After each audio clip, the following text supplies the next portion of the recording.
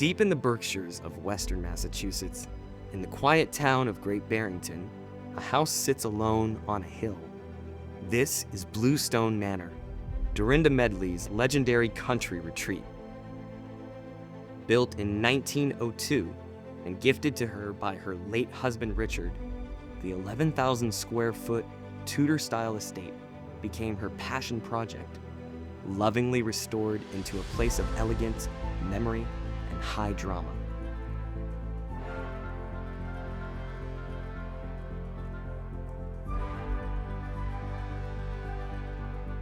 Over the years, the women of the Bravo universe gathered again and again as some of the most explosive moments in Housewives history have all unfolded within its storied walls. Join us as we do a deep dive into this iconic home.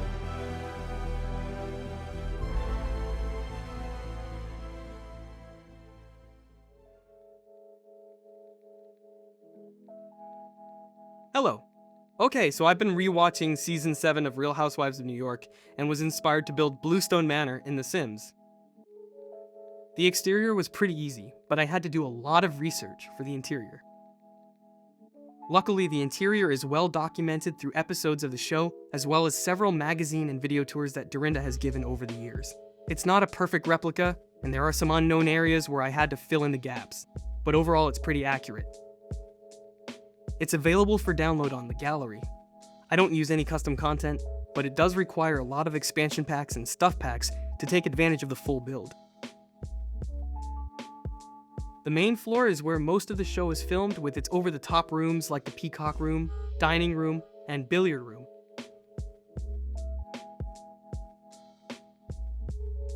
The second floor is a rambling mosaic of 7 bedrooms, some more desirable than others, and each with its own ensuite bathroom.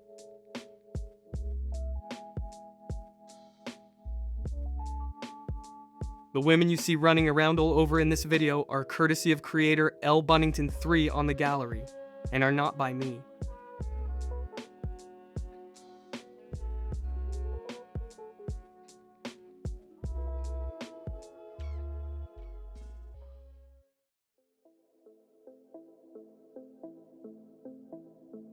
Our tour begins turning off of the streets of Great Barrington, through a grand stone gate, and onto a winding, tree-lined gravel driveway.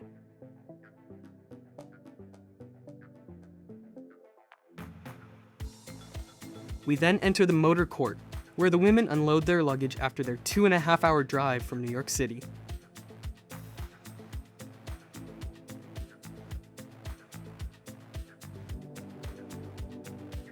They enter into the center hall, ready to binge drink and absolutely lose their minds. Dorinda doesn't want anyone using this door to the front yard. To the right of the center hall is the billiard room. Dorinda keeps a year-round Christmas tree here, immaculately decorated for each season. Unfortunately, The Sims doesn't have a pool table, so foosball it is. This is the largest room in the house, with its unmistakable violet sofas, perfectly suited for spilling sangria.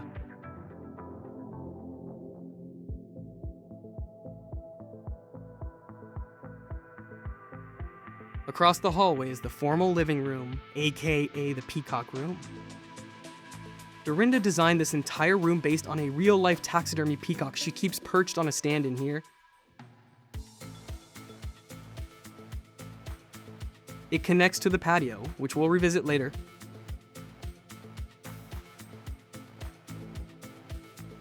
I love this room, how it's both masculine and feminine. It has this gorgeous bay window with the best views in the house and, somehow, successfully pulls off this insane high-gloss blue paint on the walls. Bethany has a good freak-out in here.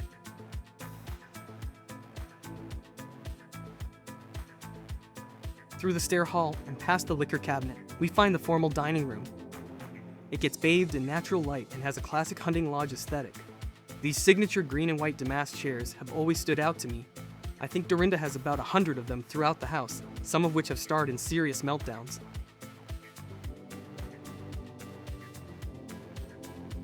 This area is a real circulation node of the house. opening up to the kitchen and being the primary connection to Bluestone Manor's fabulous yard.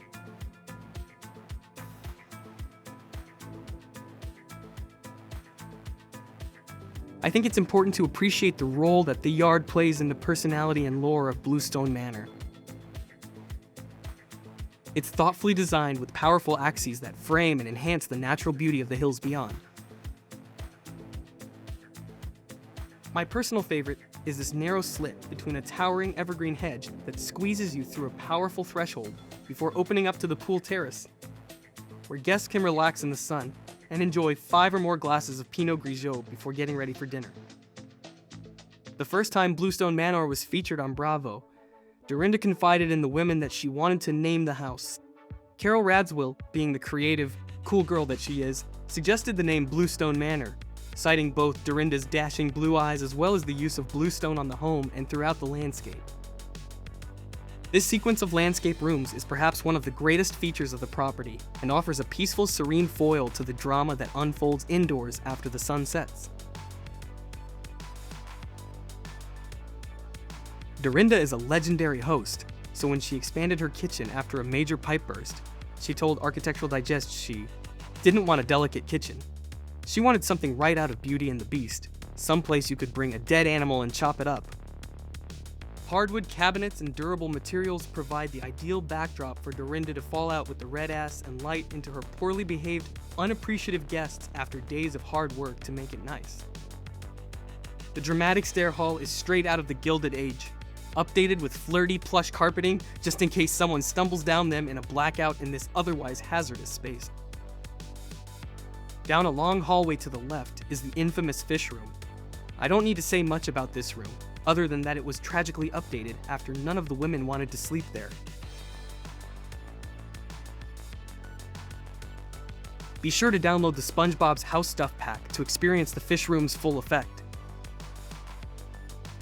I modeled this bedroom after what the updated fish room looks like today. I'm not sure why anyone would choose this over the original. It's like when they replaced the original Penn Station with Madison Square Garden. I do appreciate how the bathroom is intended to look like a ship. How nautical.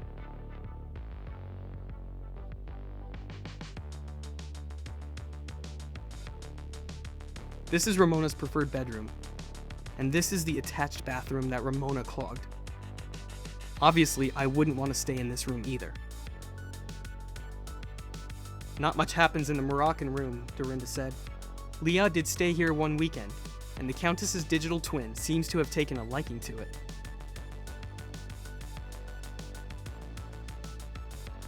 I couldn't find any information about this bedroom other than one photo of it. I would stay in this room, it has a good vibe.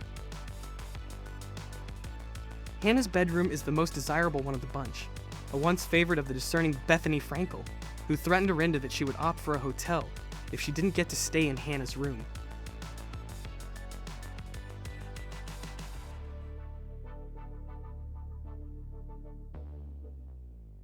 Ramona's sim is obsessed with this computer, by the way.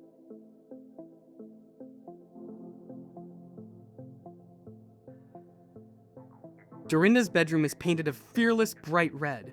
She has an innovative cabinet at the foot of her bed, out of which pops a flat-screen TV when needed. Dorinda battles hangovers in this room, the likes of which many of us can't begin to imagine.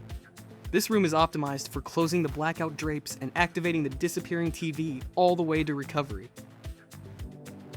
I couldn't find any record of Dorinda's bathroom, but I would expect her to have this pink peacock sink and other bold choices.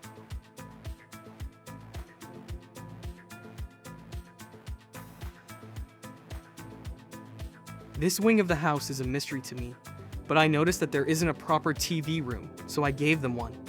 I also figured the women would appreciate a full-service bar and a half bathroom on the second floor.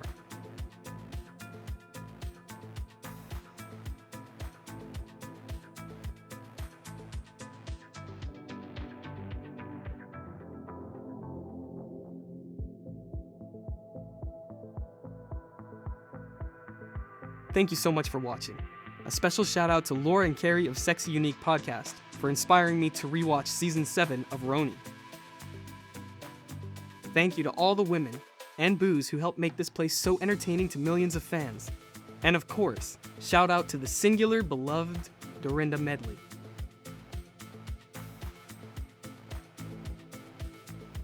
Follow the link in the description to download the build. It is designed to go on the top of the hill on the 64x64 lot in Henford on Bagley. Let me know how it plays. Thank you.